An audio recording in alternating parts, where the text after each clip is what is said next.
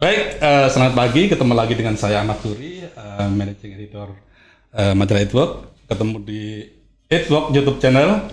Pada pagi hari ini saya bukan kedatangan nih, saya justru datang ke kantor Fortinet. Saya mengucapkan selamat, kebetulan akhir tahun lalu Pak Edwin ya, baru menempati kantor baru dengan space ruang yang hampir 4 kali lipat. Mudah-mudahan ini juga menunjukkan komitmen Fortinet untuk pasar Indonesia yang makin besar. Baik, masih terkait dengan transformasi digital, kita tahu bahwa semenjak pandemi itu terjadi lompatan baru transformasi digital di Indonesia.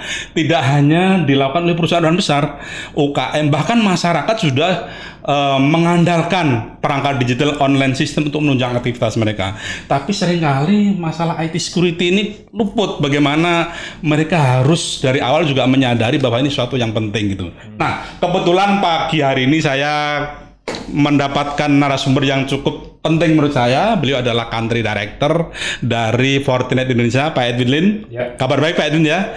Kita mengucapkan selamat kantor baru dan juga tahun baru 2023. Tapi ini Pak, dari data prediksi 2023 ini tren IT security itu masih seperti tahun lalu, bahkan masih makin tinggi gitu. Bagaimana mungkin Pak Edwin dari kacamata Pak Edwin juga cukup lama berkecimpung di dunia ini, dan juga bagaimana Fortinet punya antisipasi atau komitmen untuk masalah ini Pak? Ya, terima kasih Mas Ahmad. Terima kasih juga atas kunjungannya ya hari ini ke kantor kita. Kita yang pertama nih Pak. Pertama di ruangan podcast yang baru kita invest ya, dan kita berharap ya ini bisa menjadi satu tempat ya, satu wadah juga untuk kita bisa memberikan informasi, edukasi kepada masyarakat ya, sehingga ini bisa membantu bagaimana mereka bisa mengantisipasi seperti dibilang di era dunia digital ini kan cukup masif sekali ya. Betul. Cukup pesat sekali. Terutama kita lihat di sekitar at least 3 tahun terakhir. 2 tahun kita di masa pandemi COVID. Betul.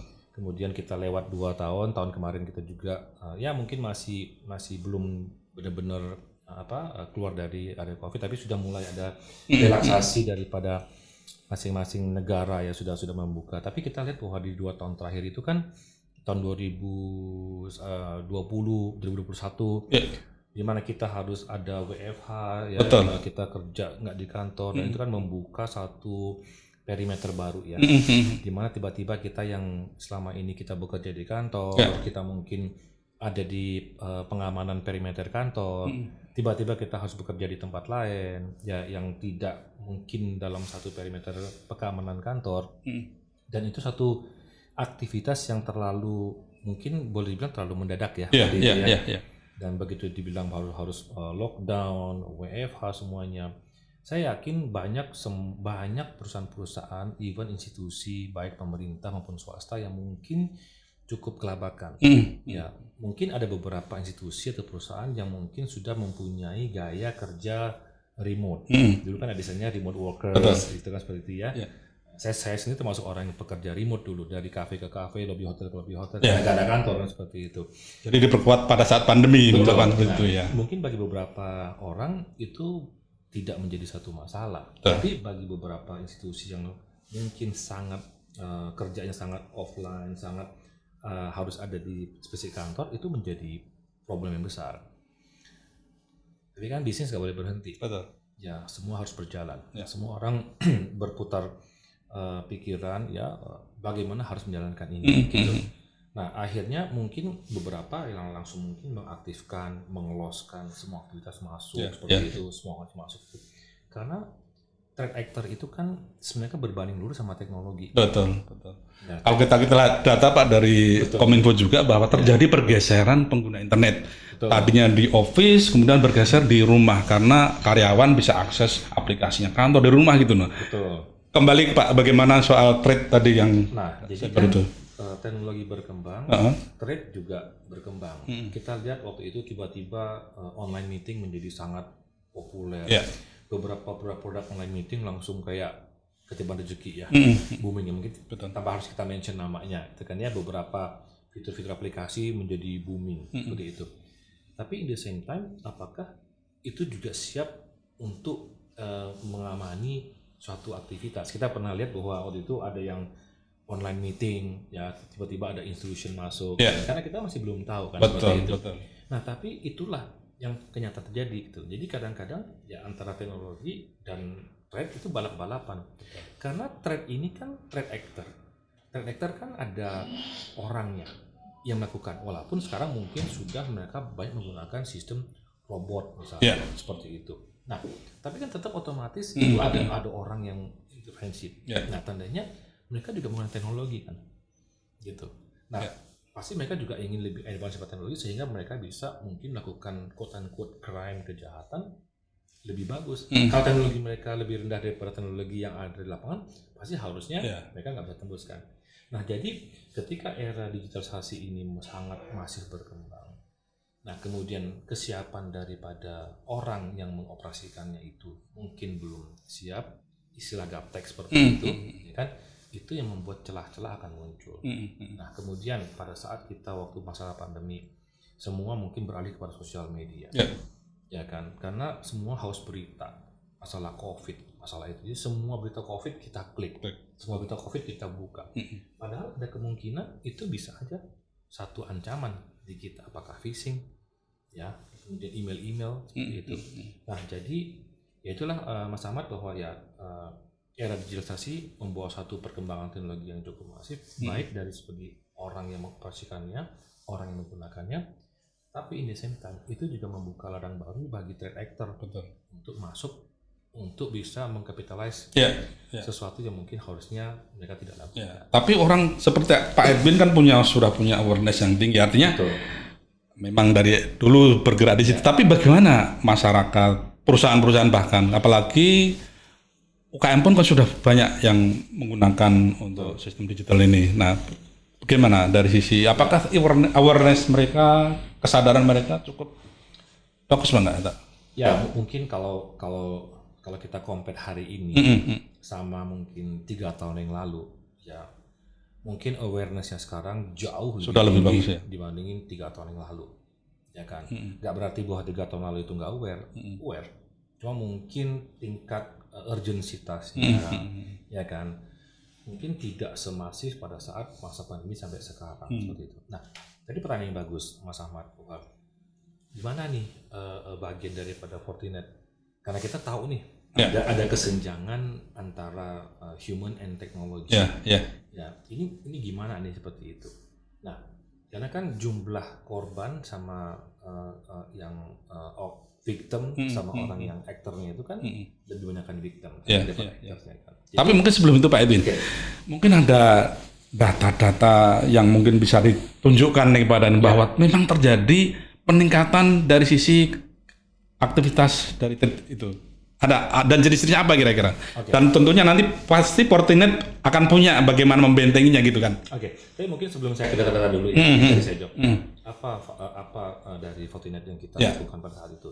Mungkin Mas Ahmad tahu bahwa sekitar pertengahan tahun 2020 waktu lalu kita membuka akses kepada training kita, ya website kita, training kita itu free kepada publik. Betul. Kenapa kita buat seperti itu? Karena kita berharap bahwa publik yang mungkin WFH, yang ada di rumah gitu kan ya, yang punya waktu gitu kan, mungkin bisa akses ke website kita free dan mereka bisa belajar. Karena kita punya 8 versi certificate dan juga versi training, di mana level 1, 2 itu benar-benar satu informasi yang sangat basic sekali, yang bisa memberikan informasi pada masyarakat apa sih yang berhubungan sama security. Itu bukan masalah jualan Fortinet, enggak, tapi benar-benar memberikan edukasi ya. Jargon-jargonnya itu apa seperti itu. Nah, itu mereka bisa tahu. Nah, kembali kepada data tadi seperti itu. Kita punya, mungkin saya akan flip sedikit ya, nanti mungkin bisa di-share pada saat ini. Kita punya data seperti ini. Ya, mungkin nanti bisa di zoom. Di sini bisa dilihat pada saat itu. Data-data ini sebenarnya adalah satu informasi yang kita juga provide kepada customer kita. Nah, data-data di sini sebenarnya kita bisa melihat bahwa di perangkat apa aja sih yang paling banyak. Di negara mana sih yang paling banyak, di industri mana yang paling banyak. Sampai industrinya aja udah bisa di ini ya. Jadi kita bisa misalnya sharing, Indonesia industri apa yang paling banyak, di worldwide industri apa yang paling banyak. Nah, biasanya yang namanya kalau misalnya hal seperti itu cukup berbanding lurus. Jadi misalnya di negara besar di negara mana itu misalnya, oh area edukasi lagi tinggi, ya Indonesia pasti di Indonesia akan seperti itu juga. Nah, kita ada tiga poin yang selalu kita lakukan, itu kita mendeteksi misalnya virus, ya kemudian kita mengenai IPS, Institution Operating System, ada botnet seperti itu. Nah, kita memonitor ini tiap hari.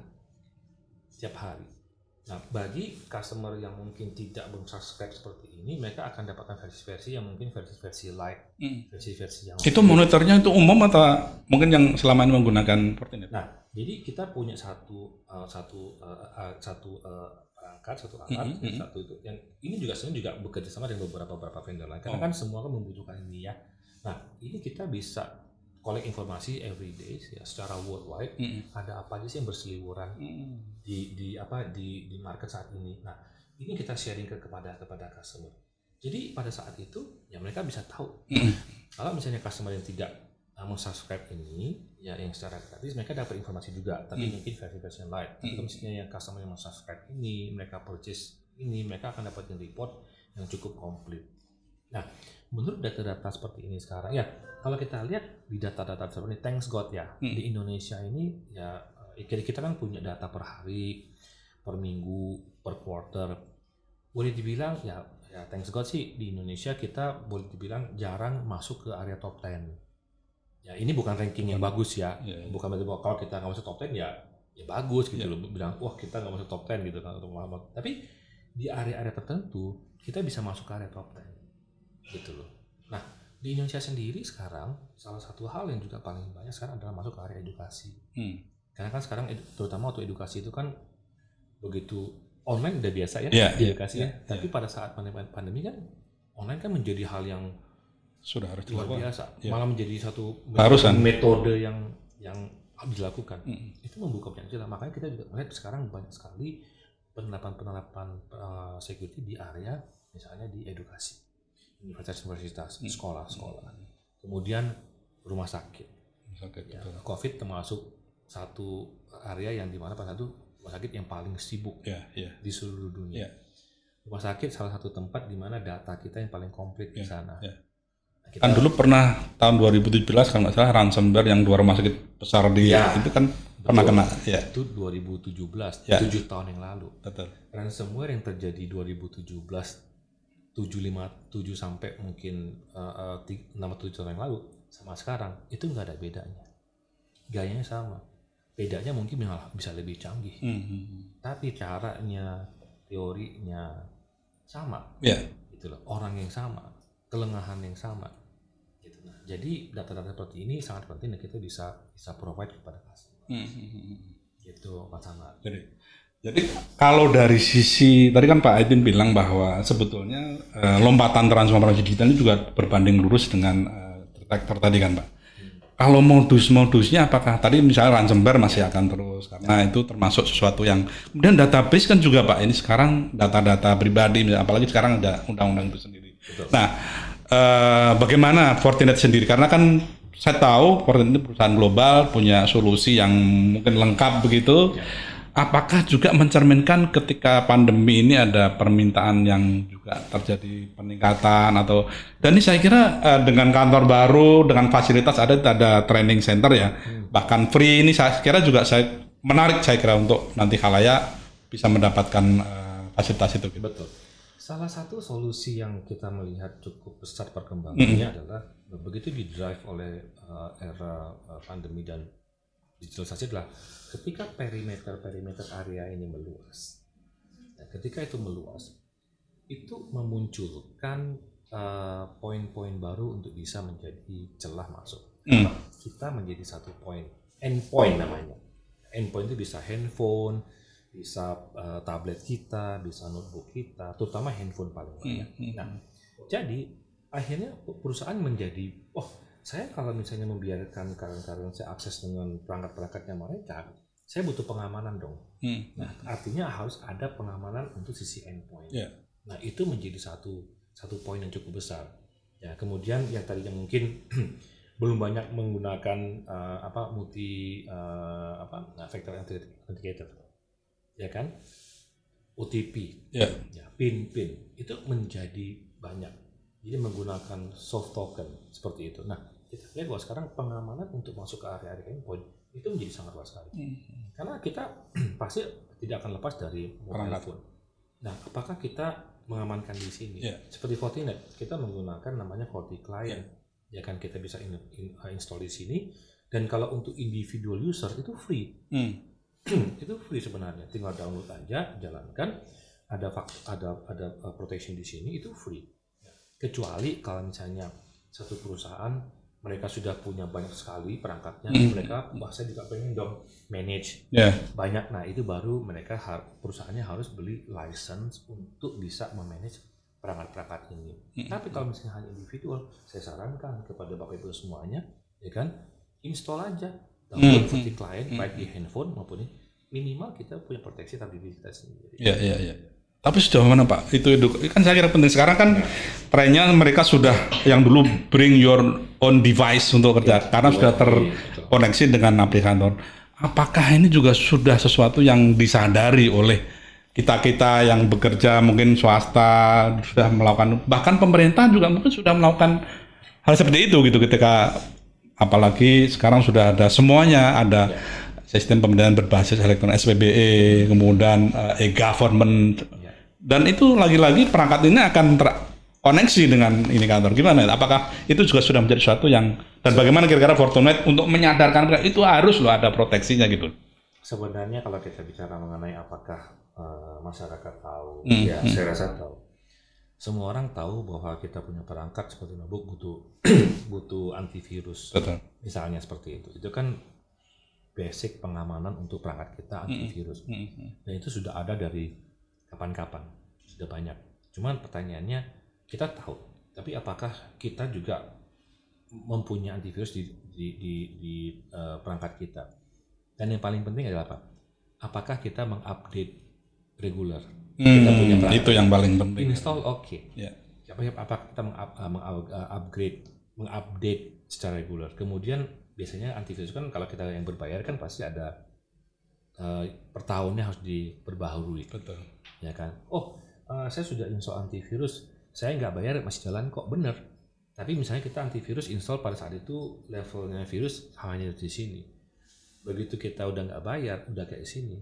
Nah yang ini ya nggak ada, ini mungkin aman, tapi begitu ada virus di sini yang masuk ya kita pakai antivirus tetap bisa masuk juga. Nah ini translate kemana? Translate kepada cost.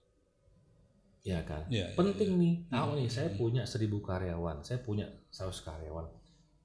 Idealnya kan semua saya kasih token. Pokoknya setiap orang yang mau connect ke environmentnya, mau connect ke areanya kantor, semua harus dikasih token. Kayak Fortinet, semua karyawan Fortinet, ya kan, itu mempunyai token. Ya sekarang kan sudah lebih canggih, kita pakai soft token, ada di handphone, nggak harus bawa kayak yang kecil-kecil token seperti itu lagi. Pertanyaannya, apakah semua saya butuh kasih token? Kalau ditanya sebagai kita yang mempropos solusi, ya bukan karena kita berharap bahwa kita dapat project gede ya, tapi kebutuhannya iya. Nah, tapi kalau misalnya customer, waduh Pak, saya punya budgetnya limited nih.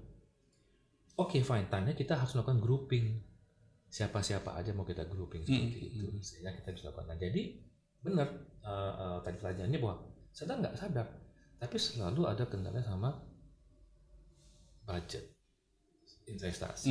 Nah, makanya kita harus mempunyai satu tim yang mungkin bukan hanya dari levelnya customer, tapi mereka bisa diskusi sama kita, sama partner. Misalnya udah tahu nih, saya butuh ini, butuh itu untuk mengamankan. Tapi saya hanya punya budget segini nih.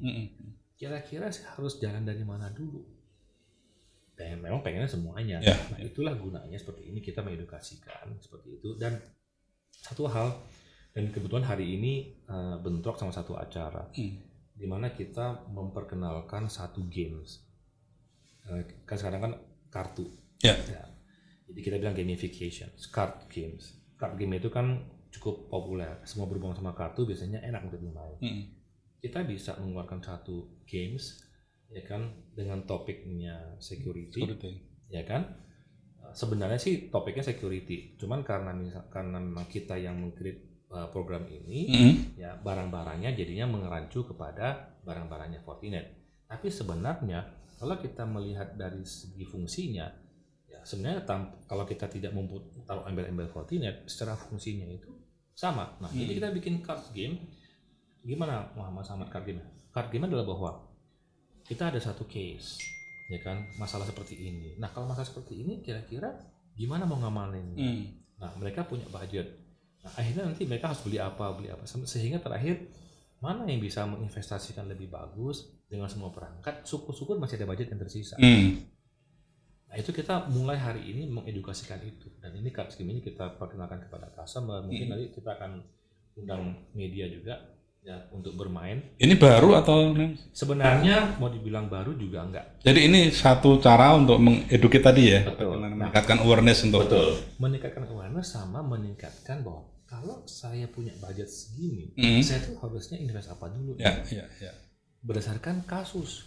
Misalnya tadi kan dibilang bahwa metodenya sama nih, kena ransomware. Ransomware itu paling banyak masuk dari mana? Mungkin Mas Ahmad bisa punya gambar. Kira-kira dari mana? Email. Betul. Nah, kalau misalnya sekarang saya terkena ancaman seperti ini, menurut Mas Ahmad kira-kira yang harus saya protect tadinya pertama apa dulu nih? Yang saya protect email server saya dong. Benar nggak? Oke, taruhlah firewall biasanya sudah ada seperti itu. Tapi kan mungkin belum cukup. Nah, jadi kemudian misalnya ada satu institusi mungkin sangat heavy terhadap website karena semua ada di sana. Tiba-tiba websitenya mungkin kena deface, dihack orang. Karena dia butuh apa? Butuh aplikasi security untuk memproteksi web application-nya dia. Nah, itu juga ada seperti itu. Nah, jadi kita bikin seperti itu. Jadi biar artinya nanti mereka akan tahu skala prioritinya di mana dulu gitu ya. Nah, ini menarik juga Pak Edwin. Kan Pak Edwin juga beberapa waktu lalu juga sering bilang soal critical infrastructure. Nah, pasti perusahaan kan juga harusnya itu juga suatu yang harus jadi priority kan gitu. Nah, bagaimana kira-kira untuk nanti mengarah ke situ gimana? Artinya perusahaan dengan budget segini, you harus yang ini dulu misalnya. Tadi email saya kira semua pakai email dan ransomware masuk ke email. Itu penting juga. Apa kira-kira setelah itu? Nah, di games itu kita tidak hanya membuat secara general product, tapi kita mempunyai games yang kita buat untuk certain industry. Jadi tadi Mas Ahmad bilang OT pas banget tuh. Ada satu games di sana itu menyasar kepada area OT. Kemudian ada games. Jadi kalau misalnya kita punya beberapa modul, biasanya 4 atau 3 modul basic, kemudian sekitar 2 atau 3 modul yang spesifik. Jadi kalau misalnya kita ngomong masalah OT, nanti yang modul yang biasa plus modulnya OT. Kalau kita ngomong sama perbankan, financial institution, kita akan ganti topik OT itu dengan yang financial institution. Games juga ada seperti itu. Nah, jadi menarik sekali. Kita bicara mengenai critical infrastructure. Kita punya satu case misalnya. Sekarang ketika misalnya area industrial sudah mulai udah high tech semuanya. High tech berarti apa? Perangkat-perangkatnya dikontrol oleh komputer. Robotik, computerized system. Banyak pertanyaan. Ini pembicaraan kita tidak pernah selesai karena memang sekarang ini OT itu menjadi suatu hal yang sangat serius. Karena apa? Karena banyak perangkat-perangkat yang lama ataupun misalnya yang baru yang sekarang kalau makin modern itu akan dikontrol oleh komputer. Ketika kita bicara mengenai pengamanan OT, kita bukannya mengamankan secara fisik seperti gue mau ngamanin mesin ini. Yang mesin ini mau dipagarin pakai apa? Benar kan? Tapi mesin ini bisa dikontrol lewat mana? Ada koneksinya kan? Biasanya pasti ada apa? Wireless, wifi. Pasti connect dong. Dikontrol kan? Nah, bayangkan Mas Ahmad, kalau misalnya wirelessnya itu, networknya itu tidak ada proteksi, orang bisa intercept. Contoh paling parah, misalnya misalnya perusahaan pharmaceutical bikin obat. Ada campurannya kan, benar nggak? Campurannya pasti nggak mungkin manusia dong yang bikin. Kita butuh volume pasti sudah computerized kan. Mungkin zat ini berapa miligram, berapa itu semua kan udah itu semua computerized. Bayangkan kalau kita bisa intercept, kita ganti Waduh, kita ganti. masyarakat tuh. Benar kan? Iya. Tambah kurang seperti itu. Ya, obat malah jadi bahaya kan. Iya. Nah, itu yang kadang-kadang kita bukannya istilahnya langsung masuk ke mesin yang meracik dan membuat obat itu, tapi adalah yang mengkontrol mesin Sistemnya. itu. Nah, bayangkan kalau kita tidak mengamankan itu, di tengah jalan bisa diintercept, Ya. ya kan? Itu kejadian. Contoh paling besar adalah waktu kita pernah sharing mengenai Colonial Pipeline, satu perusahaan pendistribusi minyak yang paling besar di Amerika. Efeknya bukan hanya di Amerika, sampai ke sekeliling yang didistribusi apa. Waktu itu adalah sistem pendistribusi mereka itu kan kena sehingga down. Bayangin Semua terganggu Pak ya. berapa hari minyak itu tidak terdistribusi. Jangan hari ya Mas, jam aja sudah udah kelengar kan. Bisa bayangkan, nah itu namanya critical infrastructure. Nah, Apalagi tadi bilang farmasi, bukannya sehat malah sakit kan. Itu contoh yang sangat simpel. Iya. Ya, contoh yang sangat simpel. Dan itu sesuatu yang saya kira sudah menjadi kenyataan karena apalagi sekarang era industri 4.0 semua ada teknologi smart, ada IoT-nya, ada artificial intelligence, dan sekarang juga cloud. Semua sudah pakai cloud dan itu sasaran empuk juga kan dari trade. Nah, gimana itu Pak? Pas banget nih, ini pas banget. Cloud juga tiba-tiba menjadi sangat populer. Betul. Pada saat Ketika awal-awal orang worry percaya atau enggak, sekarang mau nggak mau pakai cloud untuk bisa cepat kan gitu. Awalnya itu kan orang banyak move ke cloud karena berasumsi bahwa biar tidak banyak akses langsung ke data center kita. Beberapa aplikasi kita pindahin ke cloud ya. Mungkin awalnya pemikirannya itu adalah mendistribusi risk. Nggak salah sih, nggak salah gitu seperti itu. Cuma sekarang masalahnya adalah bahwa waktu perangkat kita ada di area kita, kita tuh ngamannya mungkin pakai 10 gembok. Ya, mungkin kita punya 10 pintu, 10 gembok kita gembokin. Ya, aplikasi kita ada di sana. Ketika kita move ke cloud, bukannya saya mendiskreditkan cloud provider, enggak. Cloud provider mempunyai tanggung jawab sendiri yang dia bisa provide kepada customer-nya. Tapi ketika customer menempatkan aplikasinya di tempat mereka, menempatkan data di tempat mereka, customer juga punya responsibility yang sama. Mereka harus mengamankan aplikasi maupun data mereka sendiri. Jadi kalau misalnya waktu ada di tempatnya mereka punya 10 gembok, kemudian misalnya begitu pindah ke cloud provider yang mungkin provide misalnya 4 gembok, 5 gembok, nggak berarti bahwa itu selesai. Ya, sisa gemboknya kita harus tambahin. Nah, artinya ketika sebelum di-cloud-kan di internal tetap harus dijaga soal tadi keamanan. Betul. Jadi begitu mau ke cloud, ya kita jangan berasumsi bahwa semua itu sudah diamankan oleh cloud provider. Ya, tapi benar kata Mas Ahmad tadi, sekarang sudah mulai banyak move ke sana. Karena kan memang cloud tetap memang pasti ada benefitnya. Ya, misalnya untuk implementasi provisioning cepat, manajemen semuanya gampang seperti itu. Benar. Tapi kita juga harus lihat, kita jangan hanya cari gampangnya, cari nggak nyamannya, tapi juga harus cari amannya juga. Seperti itu.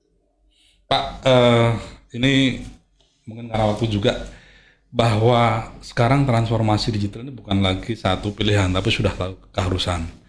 Dan satu hal yang juga harus diperhatikan adalah bagaimana membentengi diri atau dari sisi aspek IT security-nya itu sendiri.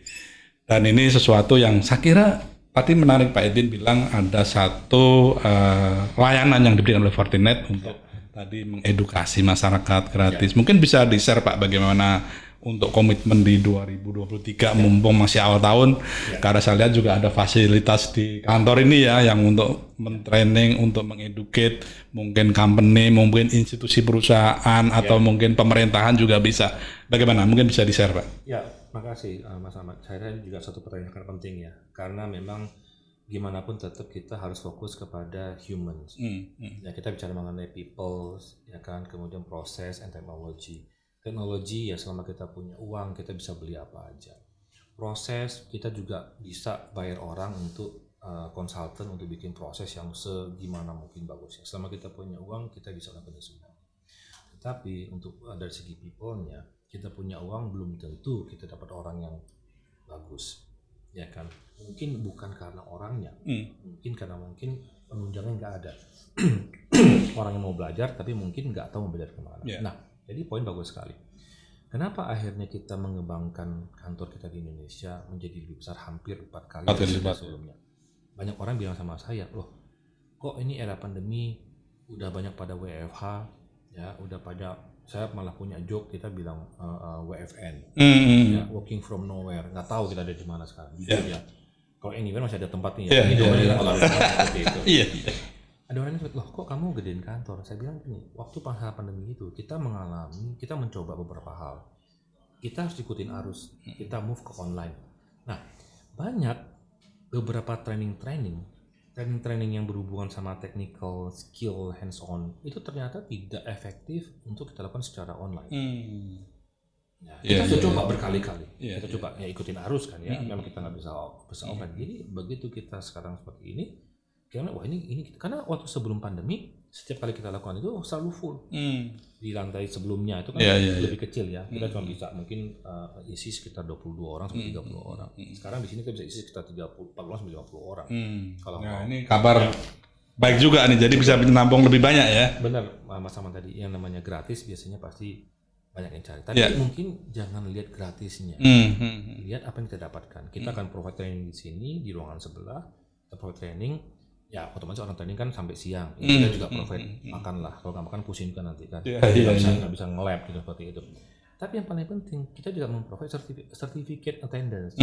Jadi setiap kali misalnya mereka ikutin training kita seperti ini, kita akan keluarkan sertifikasi ya. Mereka sudah ikut dan itu dari Fortinet. Ada sertifikat itu. Nah mereka juga bisa pakai itu sebagai referensi. Berikutnya tadi saya bilang bahwa kita membuka akses training secara gratis. Nah kita mungkin nanti lewat media ini kalau misalnya bagi yang mengikuti acara ini kemudian dari area edukasi baik itu universitas ya sekolah tinggi ya institut apa yang merasa bahwa ingin belajar mengenai security lebih dalam lagi, kita punya program namanya Forti Academy.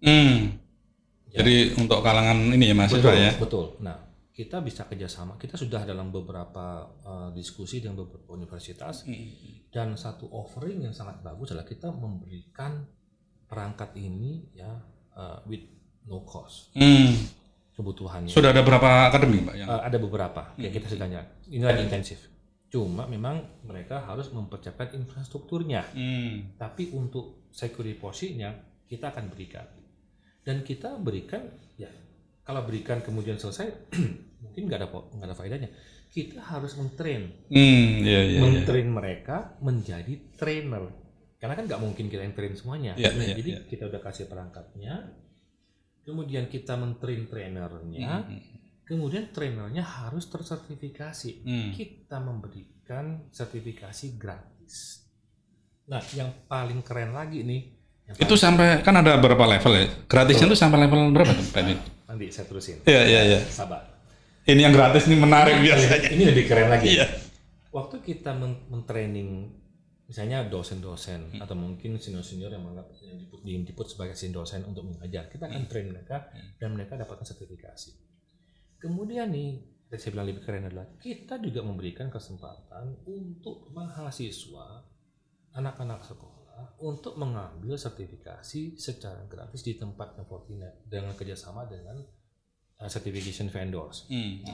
Pertanyaannya adalah bahwa itu internasional standar Pak ya? Begitu misalnya satu universitas, misalnya Universitas A gitu, terdaftar dengan program Fortinet Academy kita. Nah, semua mahasiswa yang ada di Universitas A ini yang mempunyai email ID dengan misalkan kalau di kita universitas mungkin unia.ac.id kalau nggak salah, kalau ini academy.id. Selama mereka mempunyai email ID akademi itu, ya, mereka bisa mengambil training secara online di sistem kita gratis dan training sertifikasi 1, 2, 3 itu online nggak bayar. 4 sampai ke 8 itu baru ujiannya bayar. Tapi trainingnya karena kita sudah kasih gratis ke akademinya, mereka bisa bayar sendiri. Tadi tanyain sampai berapa nih di provide training. Nah, kita nggak bisa asal kasih gratis juga, ya kan? Jadi misalnya mulai yang keempat ini kan sudah harus bayar. Kita kasih ujian pertama, tes pertamanya gratis. Pertamanya gratis. Nomor 4. Kalau dia lulus, nextnya dia ke 5. Dia masuk ke 5, kita kasih lagi gratis. Pertanyaannya, Pak, saya kasih 4. 4-nya gagal. Ujian pertamanya gagal. Ujian keduanya bayar sendiri. Gagal lagi, ketiga bayar sendiri lagi. Kalau masih kuat. Tapi kalau misalnya sekarang, oke, yang kedua, oke lah. Saya kedua lolos. Pertama kan gratis, gagal. Yang kedua lolos. Tandanya naik kelas dong ke 5. Nah, ke 5 begitu dia baru ambil pertama kali ke 5, kita kasih lagi gratis. Jadi selama yang pertama itu kita provide. Tapi kalau gagal, nah bisa bayangkan Mas Ahmad, kalau kita punya berapa universitas, satu universitas itu berapa mahasiswanya. Kemudian kalau mereka benar-benar, ya mungkin kita bisa mencetak, misalnya mungkin jangan muluk-muluk ya, ya. Masa nggak ada sih 50 orang satu universitas yang dapat. Kalau kita bisa punya 10 universitas saja Mas, itu kita sudah mempersiapkan 500 orang yang mempunyai skill terhadap security. Yes, memang Fortinet yang bikin, dan harapan suatu hari mereka lebih familiar sama barang kita. Tapi in case suatu hari mereka masuk ke lapangan kerja, ya mungkin nggak ketemu barang Fortinet, mungkin perusahaannya beli brand lain. Ilmunya kan nggak hilang. Minimal awareness-nya soal IT sepertinya itu dimanapun pasti kan. Betul. Bisa bayangkan. Nah, jadi kita sudah masuk ke sana. Itu di area higher education. Di area low masih yang TK, SD. Kita juga punya program Mas. Itu bagian daripada CSR kita juga. Kita bikin komik, mungkin udah tahu ya. Iya, yang komik waktu itu ya. Betul. Yang anjing sama kucing. Iya. Itu udah disebar kemana aja tuh? Udah beberapa sekolah kita sebar. Nah, mungkin nanti bagi para pemirsa di sini yang mengikuti sesi ini, kalau misalnya Bapak Ibu sudah tertarik untuk komik tersebut, ya nanti kita bisa tunjukin komiknya gitu. Komiknya sudah kita translate ke bahasa Indonesia. Nah, itu sebenarnya komik itu memang ditujukan kepada anak-anak. Betul. Tapi karena sekarang anak-anak dari TK sudah pakai gadget. Betul. Tapi bukan anak-anak aja. Anak-anak yang sudah umur 70 tahun juga boleh. Karena kan gapteknya kan beda ya. Betul. Jadi kalau baca komik kan lebih gampang. Iya. Ya mungkin saya kalau bicara sama orang tua saya, kita bicara mengenai phishing, bukannya phishing yang mereka taunya, pusing mereka. Ya. Tapi kalau dia baca komik, gimana? Ada gambarnya lagi kan? Ada gambarnya, kenapa seperti itu gitu. Nah itu, jadi kita masuk even kalau ini bagian dari CSR-nya Fortinet ya. Jadi, Pak, saya kembali ke tadi. Bagaimana untuk bisa ikut program ini? Tadi kan ada ruangannya nambah, misalnya Pemda di ujung sana, mungkin di Papua, di mana pengen ikut. Bagaimana caranya kalau mau ikut? Nanti bisa kontak kita. Bisa kontak kita. Mungkin juga bisa lewat mungkin kalau ada PTU juga boleh ya. Kalau nggak bisa langsung aja mungkin lihat di websitenya Fortinet dan bisa kontak kita, bisa email ke kita gitu kan ya. Misalnya ada satu institusi yang ingin menyertakan. Betul. Dan ini tidak hanya institusi yang ada di Jakarta ya, ini seluruh Indonesia yang terbuka. Syarat yang paling penting apa Pak? Apakah mereka juga harus sudah tahu basicnya soal security, syaratnya simple, sangat simple, serius aja. Jadi semua orang bisa itu harusnya kalau cuma serius. Hanya butuh serius. Ya, hanya butuh serius. Iya. Jadi dan ada investasi. Apa itu investasinya? Bukan duit, waktu. Jadi kembali kepada kita sendiri. Kita sudah siapkan perangkatnya, medianya. Ya kalau mungkin untuk institusi ada sedikit tambahan lah. Dia harus mempunyai infrastruktur yang ready untuk kita cemplungin solusinya kita. Hanya itu doang. Harusnya sudah ada. Tapi the rest kita akan bantu. Nah, jadi hanya itu ya, syaratnya adalah pertama adalah keseriusan, kedua adalah investasi waktu. Mumpung ini free, jadi silakan nanti ikut program ini. Pak, tahun ini kan bagian dari CSR ya?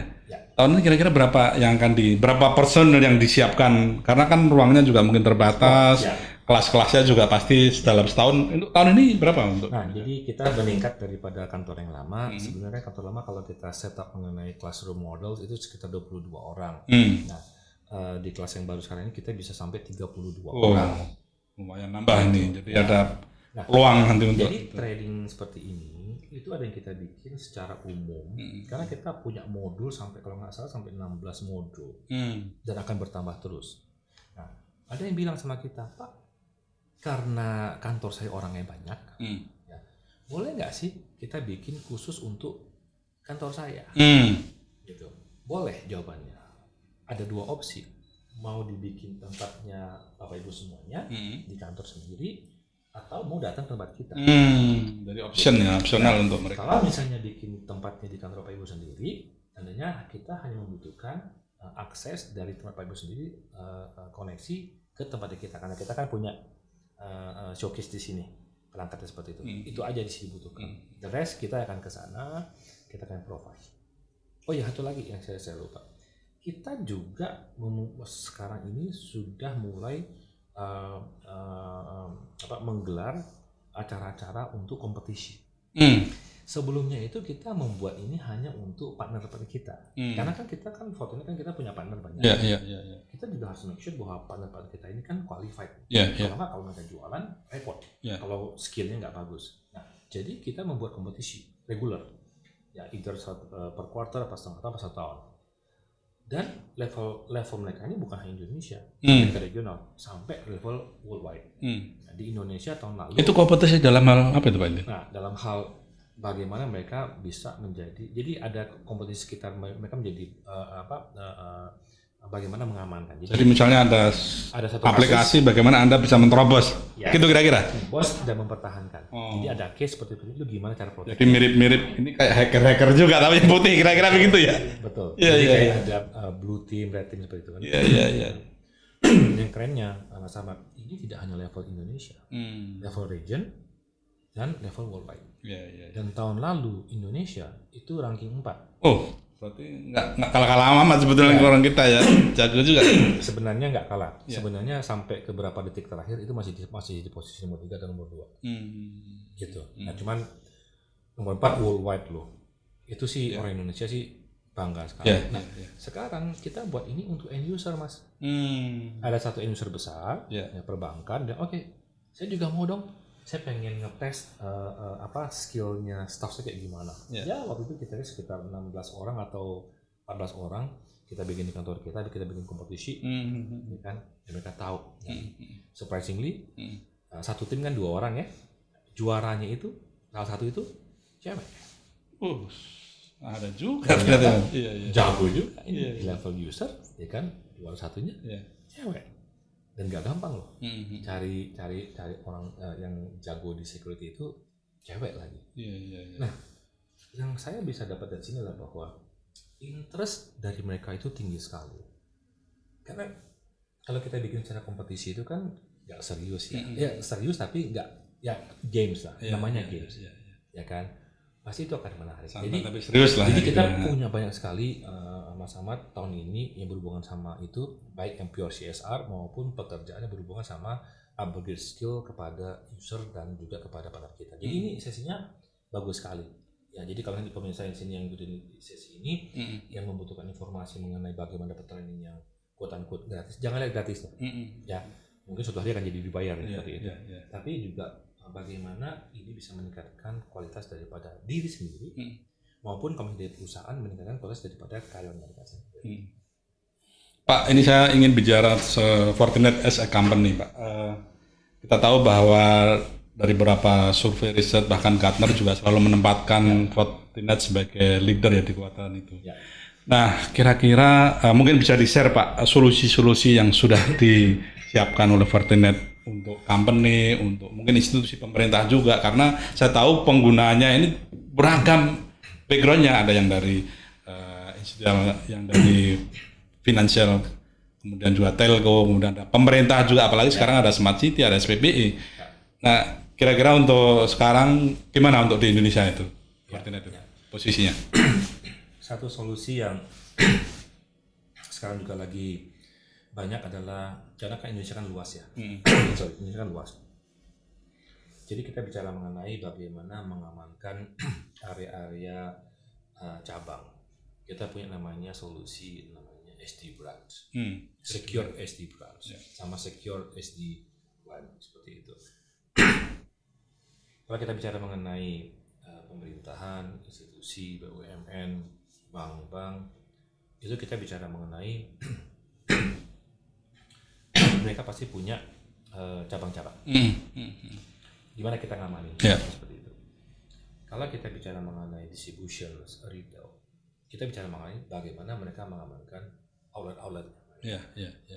Karena sekarang semua kan tertuju kepada sentral. Semua pakai infrastruktur kan Pak? Betul. Critical infrastrukturnya harus tadi. Betul. Nah jadi salah satu solusi yang sekarang juga lagi banyak kita tawarkan ke pasar, dan sekarang juga lagi banyak adalah solusi berhubungan sama SD Plan dan juga sama SD Plan. Berikutnya adalah tadi saya bilang bahwa karena meningkatnya, meluasnya perimeter dari pengamanan yang tadinya mungkin hanya sedikit menjadi sangat luas, sekarang kita juga banyak kita memberikan solusi mengenai endpoint. Nah kemudian mungkin sudah dengar namanya Zero Trust. Zero Trust, betul. Apa itu Zero Trust? Zero Trust artinya nol, trust percaya. Jadi kepercayaannya nol. Artinya apa? Kita tidak akan percaya kepada siapapun yang masuk kepada jaringannya kita. Apakah itu CEO, CFO, owner, staff apalagi, dan kontrak staff, semua kita treat sebagai semuanya alien dulu. Namanya Zero Trust. Kenapa? Karena sekarang makin luas kan. Banyak orang yang kamuflase seperti itu. Nah, jadi itu juga menjadi satu solusi sekarang juga banyak cari orang. Nah, berikutnya adalah solusi-solusi yang basic foundation seperti firewall itu foundation. Bahkan web kita sudah anggap sebagai itu hal yang mungkin sekarang juga jadi foundation. Email udah jadi foundation, ya kan. Nah, kemudian tadi ada solusi cloud. Kita juga masuk ke area soal cloud. Kita juga ada solusi mengenai cloud native solusi seperti itu. Jadi banyak sekali. Ya, nah jadi intinya adalah bahwa bagaimana kita bisa mengamankan. Ya, pertama adalah firewall itu sudah basic foundation, semua sekarang web juga seperti itu. Tapi sekarang yang mulai banyak adalah mengenai ZTNA, Zero Trust Network Architecture, kemudian cloud, kemudian kita bicara mengenai OT udah pasti, makin banyak. Semua pengen jadi smart city, smart building, smart everything, smart industri, betul. Kemudian ya last ada mengenai bagaimana kita mengamankan area-area yang mempunyai banyak cabang dan lokasi. Karena ketika kita bicara mengenai cabang dan lokasi, kita mau di mana aja, akses kita kan sama. Misalnya Mas Ahmad mungkin punya email, misalnya ID misalnya ahmad@itworks.co.id. Ya, Mas Ahmad mau di kantor, mau di mana aja, kalau mau akses pasti pakai email itu. Nah, bagaimana kalau kita tidak mengamankan area tersebut? Sama aja. Jadi itu bukan solusinya sekarang banyak kita push ke sana. Gitu. Mungkin ada satu poin lagi yang saya ingin share sedikit. Karena mumpung sama Itworks. Silakan. Kan ada customer kan suka nanya kadang-kadang, ya gimana sih posisi Fortinet Indonesia? Ya, tadi juga saya tanyakan kan. Mengenai Gartner sudah jelas. Kita sudah di Magic Quadrant untuk beberapa produk sudah hampir lebih daripada 10 tahun. Ada di sana. Beberapa produk sudah mulai masuk. Tapi kalau ditanya bagaimana sih respon masyarakat Indonesia terhadap Fortinet? Mungkin ada satu analisa analisa daripada publik yang kita pernah share bahwa di tahun 2021 kemarin kita Indonesia menguasai 28% market di Indonesia dari Frost & Sullivan datanya. Tapi itu kan Frost & Sullivan mungkin itu kan masih